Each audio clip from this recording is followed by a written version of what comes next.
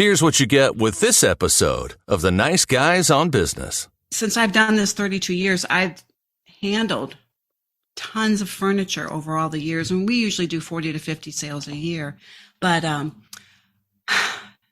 the young people are starting to realize, oh my word, go to an estate sale, buy your furniture there because, like you said, somebody may have lived in that house for 80 years. And there's just an accumulation of their grandmother's things, their mother and father's items, now their items, and they just can't take it with them. But a young person can enjoy that circle of life that comes back around. We have a pool in the back, a pool and a pond. I mean, the pond will be good for you, the nice guys on business. Running a business is hard. Being a business leader is even harder. The Nice Guys bring in top industry pros to help your business prosper in a tough world. Get real advice from real people to get you real results today. Now it's time for the Nice Guys on Business. Here's your hosts, Doug Sandler and Strickland Bonner. Everything I know about estate sales is pulled from my personal experience. The good ones are, well, they're well staged, they're easy to navigate, and even easier to buy from. The bad ones, well, they're challenging to find, they're taxing to buy from, and even more difficult to find the treasures that I often hunt for. Well, today my guest, Victoria Gray, she comes to the interview chair as a seasoned expert in the world of estate sales. Whether you're setting up one for a relative, for yourself, or looking to go into business, actually in the estate business, the estate sale business, let's sift through the facts today to get to the gold nuggets. Victoria, welcome to the Nice Guys on Business podcast. Hello, Doug. Thank you for having me. Hey, I'm happy to have you here. This is a subject that we have not covered in over 1,300 episodes of the Nice Guys on Business. So this is really a unique subject matter that we're going to talk about today. Can I talk about some personal experience and then I want to bring you in and have you dispel either the myths when it comes to estate sales or tell me that is the truth. Is that okay? Yes, I'm happy to. Yes. All right. So I live in this small town. My nice guy community already knows this, called Ojai, California. And it's a town of about 7,000 or 8,000 people. And every once in a while, I see on Nextdoor, I'll either see these terms. I'll see estate sale. I'll see yard sale. I'll see garage sale. So I don't know, is there a difference between all of these? So as an expert, what is really the difference between all of those things that I just mentioned? The big difference is that, and I don't want to step on anybody's toes, That's okay. But a yard sale or a garage sale means cheap merchandise. Okay. It may not be cheap merchandise, but the person who's handling the yard sale or the garage sale is in a mode of just getting rid of it. So it will be less expensive at a garage sale or yard sale. However, an estate sale, what is the beauty of an estate sale is that everything is set up beautifully. I like everything tidy, so I don't want anybody to trip. But at an estate sale, when people see that word, they assume that the estate sale aficionado took their time to research everything. I mean, hours it could be to research one item. But in my profession, I have to know exactly how to price something. And I have to know how to take the pictures so that the crowds will come. So to me, the difference is knowledge and taking the pictures to draw the crowd. Yeah, when I hear estate sale just in general, I always think this is someone that's probably lived in the house for a considerable period of time. Either the person that lived in the house is passing or they're moving or they're downsizing and they have all of this quality stuff. I get the image of, man, I'm going to walk into a treasure trove of furniture and collectibles and, Hummels and Yadro and Swarovski and all the things that I think would be like really cool little gems to have in my house. And when I think of yard sale, I'm like, hey, maybe I'll find a hammer for my garage. Now, I could find a hammer at an estate sale, but I might be going for something bigger like furniture or quality pieces. Like you said, whether it's the homeowner or the professional or a relative of the homeowner that has passed, let's say. they tend to really do a good job of setting it up, staging it, making it so I'm comfortable when I walk into the house. Tell me again, myth or truth. Estate sales are going to be expensive items that are going to be more challenging for me to get my pocketbook around. Not true. Not Okay. true. Tell me. That's the whole beauty of an estate sale. It's the entire contents of the home. Mm-hmm. When you have a yard sale, a person is just getting rid of what they don't want, what they no longer need. But a garage sale, an estate sale, there are 4 Ds that cause an estate sale to take place. And you're right, Doug. The person generally has lived in the home a long time. It doesn't have to be a fancy home. I'm not prejudiced about the size of the contents, although I do walk the sale before I ever sign a contract to handle a sale. And I'm looking for those gems just like you. I have people who are furniture buyers. I have over 25,000 subscribers. So I have a lot of views, but people do come in from my signs. I do place signs all around the neighborhood as approved by the local court, whatever. So an estate sale, though, it has a bevy of merchandise. We might have beautiful clothing, beautiful shoes. One estate sale I did here in St. Louis it's an upper crust neighborhood in Ladue. The lady had a special size. She was an 8 narrow, and she bought all Ferragamo shoes. Mm-hmm. If I'm saying that correctly. We had probably 50 pair. I sold brand new shoes for $90 a piece, and we sold almost every pair. Wow. That's just one tip of the iceberg. Right. Now you'll also have, like you said, a tool. There's tools. People leave all kinds of tools. An estate sale is the whole kitty. It's not just a few little morsels to tease you. There will be service items, postcards. Oh my gosh, Doug, the postcards, some of them are from the war. Yeah. Some of them are to and from a loved one. And I intend to write a book about that as well. But anyway, back to estate sales. They're a feast for the person who wants a little of everything. So I have regulars that come maybe every other week. They'll come to one of my sales. And that's a regular, believe it or not. Everybody doesn't come to every single sale. What I've learned about my customers is that on Fridays they plot out, they go to estatesales.net and they plot out where they want to go here in the greater St. Louis area. And then they come to the sale based on what's in the home. Mm-hmm. Let me ask you this before you continue. Does it always need to be a competition? You know, as I look at the, let's say, estate sale, 8 a.m. to 2 p.m. or 8 a.m. to noon, if I'm not at that house at 7:30 waiting to get in, I find as though I am looking at the stuff that is going to be the secondary stuff. Do people that are using your service have any, that those 25,000 people, do they have an inside track to the estate sale that's going to happen in terms of like what they can bid on or what they can buy, or do they have to do the same as everybody else, show up and just, hopefully be early? That's an excellent question. And what I figured out was I don't have to start at 7, 8, or even 9, because when I did, initially I started at 7. I was, butting heads with everybody opening at the same time. Mm-hmm. Therefore, not one customer can hit all the sales at the same time. Right. So I start at 10 o'clock in the morning, and I'll go till 3 if it's a tiny sale, 4 or 5 if it's a large sale. And what I have learned, because I used to have an auction company after my husband died in 1989, and left me with 4 kids, by the way, I started this auction company because I knew an auctioneer. I knew nothing about it except by going to all these auctions and sketching what they said it sold for. And I just did my own little research for 6 months.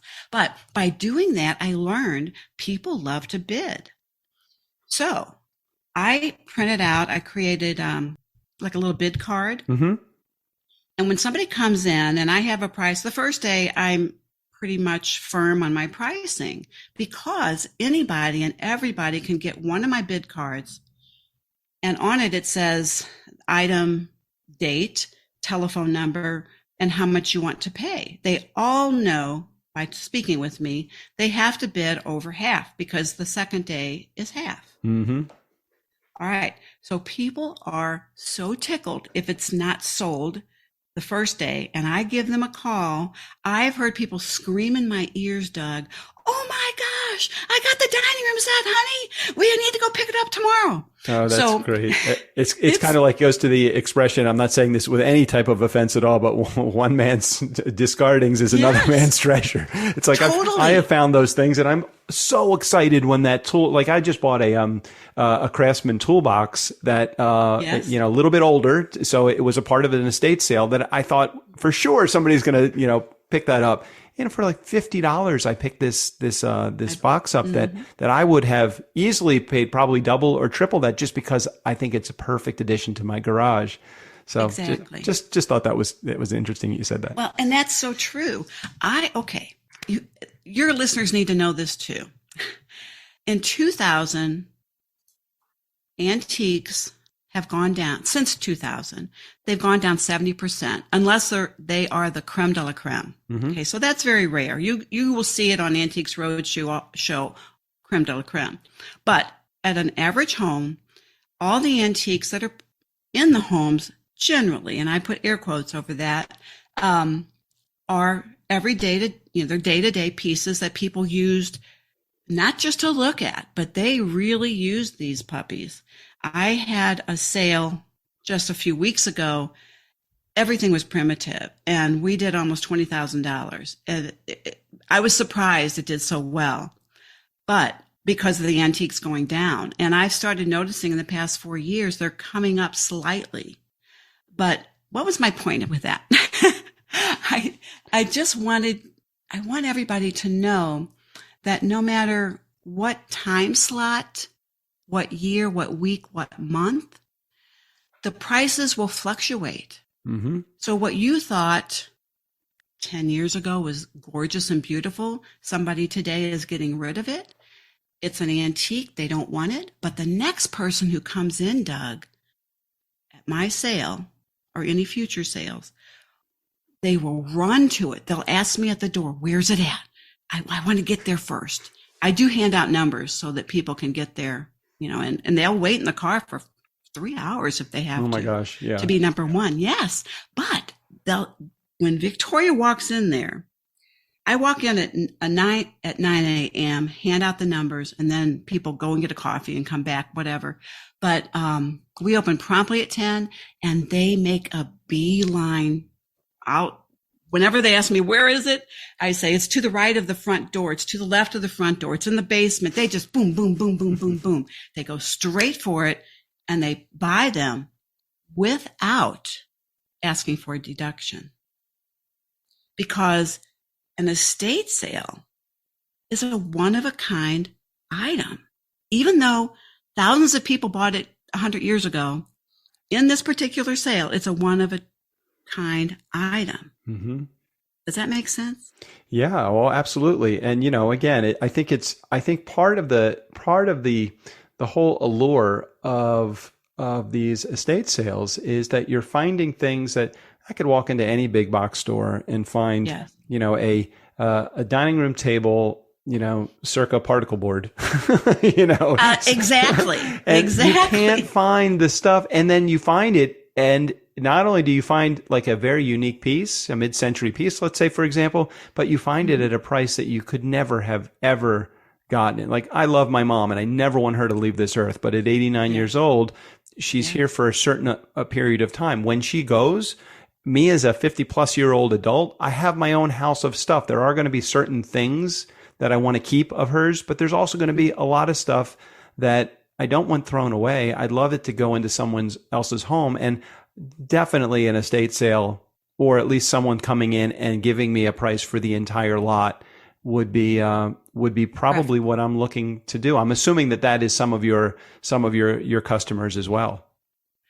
Most definitely. And what I tell my clients is when they're a little hesitant of letting go of something, I'll ask them, point blank, so do you have room in it in your next place?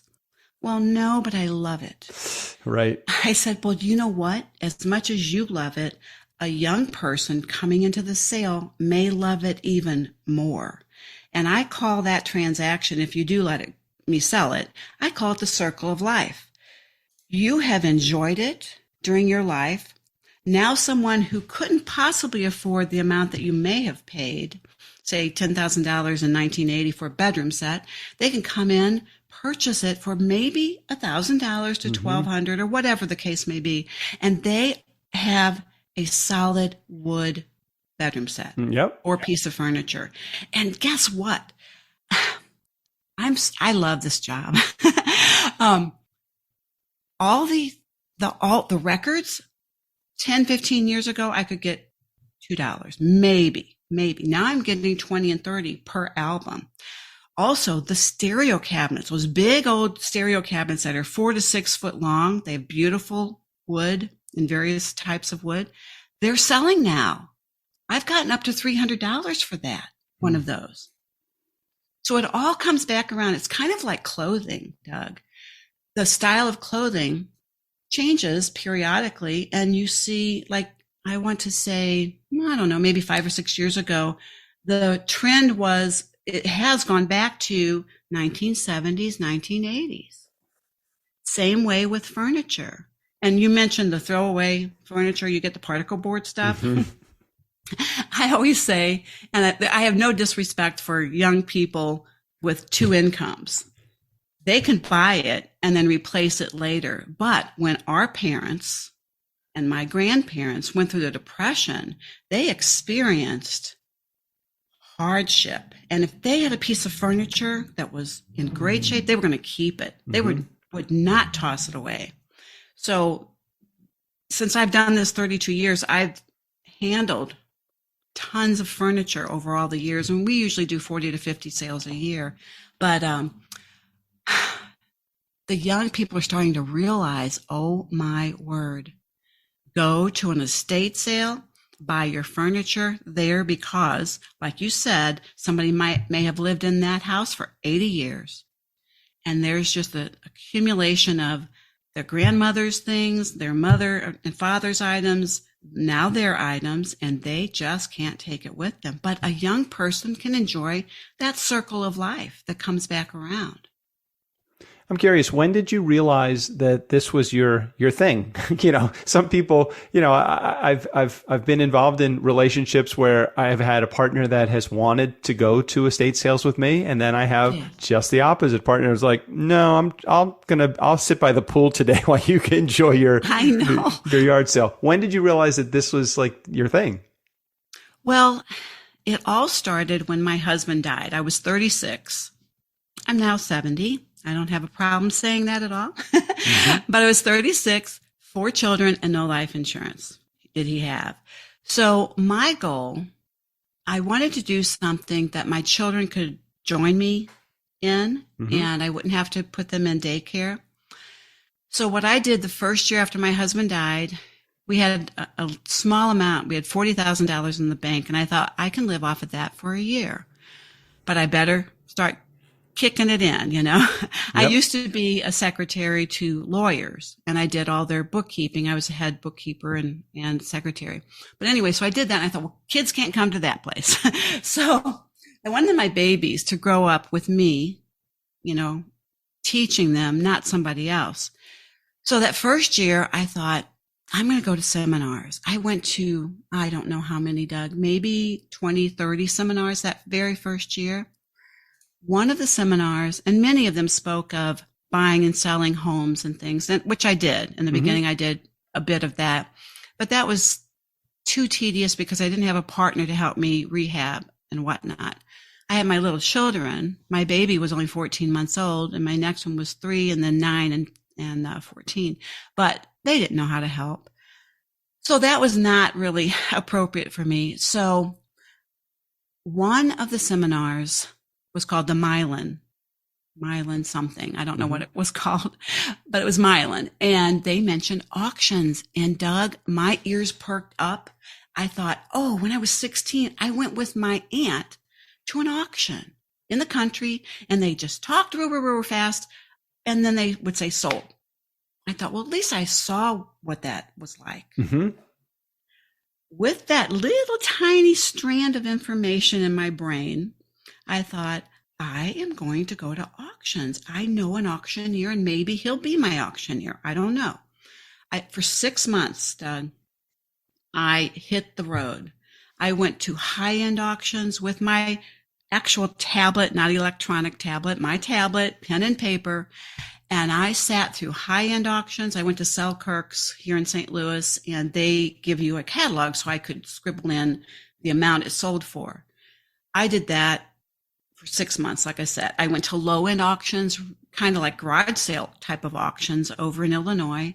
And I went to medium priced auctions. I went to glassware auctions. I just did a well-rounded view of the auction circuit. And I thought, I think I could do this. I didn't become an auctioneer, but the business was mine, and I hired an auctioneer. So what I did is I connected. LinkedIn was coming out, and well, no, not at that time, but newspaper articles. So they had a little newspaper here in St. Louis called the Senior Circuit, and I thought, well, if I put something together, a little ad for seniors, they might keep it, clip it out, call me, and have their children call me should they need my service. So that was number one. And then I connected with the probate, because often and always they have homes for 6 months to a year and a half or so while they're doing what they have to do in that division. From connecting with them, and then I connected with real estate people all over, speaking at their offices on Tuesday mornings when they had their meetings. And I just built camaraderie, if you will, and referrals. And now I don't advertise except on estateslist.net. And I have sometimes way too many. I have to have 2 crews out there, which is great. I'm not complaining. But that's how I started it. And I love it because my kids can go, and they have always gone with me. Tell me about the business side of it for just a second. I love your connection. I love the reason. I love your gift for enjoying the process and how you found it.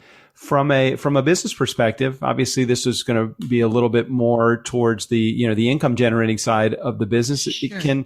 Can someone make a living at this? And is it something that you have to be, have the amount of passion in estate sales that you do in order to make this work as a business? Why don't we start with the question of, can this work as a business?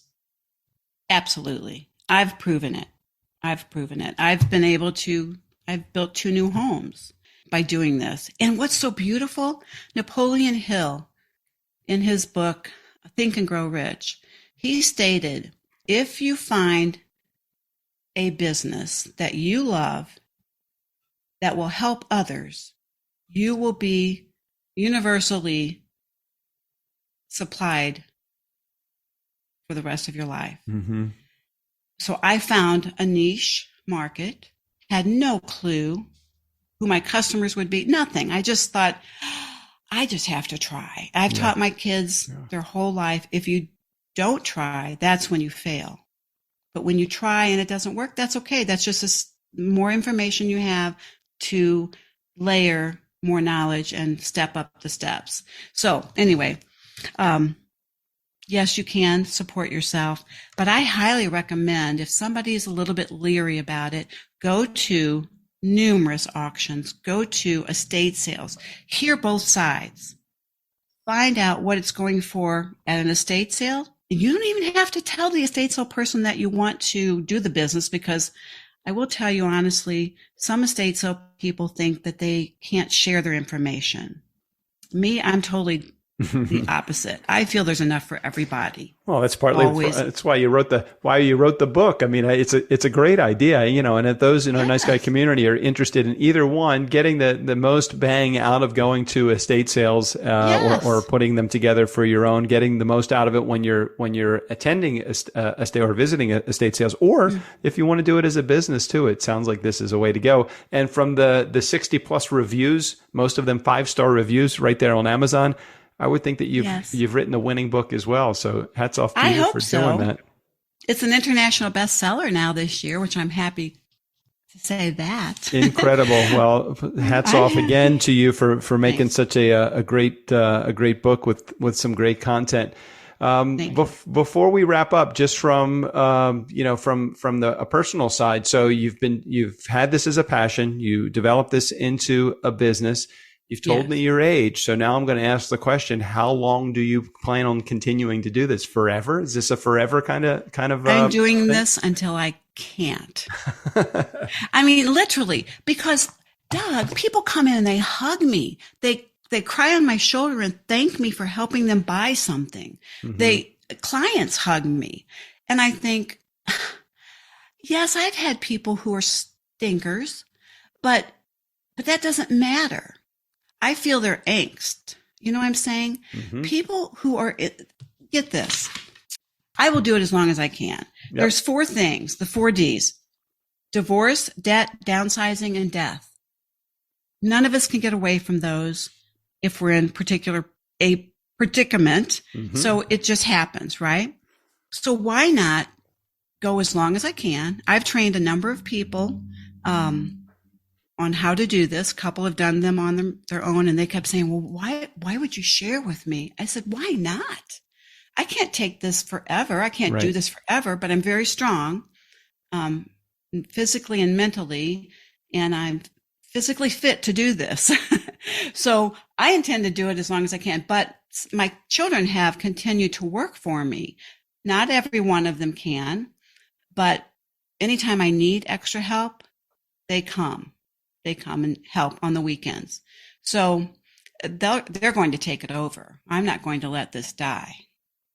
So Victoria's book is called Estate Sales Made Easy, a practical guide to success from start to finish. We'll make sure we put a link directly in the show notes so you have access to her book and to her experiences as well. And Victoria, thank you so much for being a guest, sharing your amazing content on the show. And I'm going to approach my next estate sale with a slightly different perspective now that I know somebody that's in the business. So thank you for sharing, Victoria. You can call me anytime and ask me if that price is correct. I love it. Thank you so much, Victoria, for sharing again. Thanks for being here. Nice Guy community, never underestimate the power of nice or the power of a good connection with somebody who understands estate sales. Special thanks to our guest, Victoria. All of her information, including access to her book, will be right there in the show notes. Steve O'Brien, go ahead and take us out of here. For the Nice Guys on Business, I'm Steve O'Brien. Thanks for listening. Bartender, Doug here's going to have a Cosmo, and Strickland is going to have a Fireball on the rocks. Not the little glass. Yeah, the big one, the 24-ouncer. Oh, and they'd both like a little umbrella. Just give me the bottle and charge them as much as you can.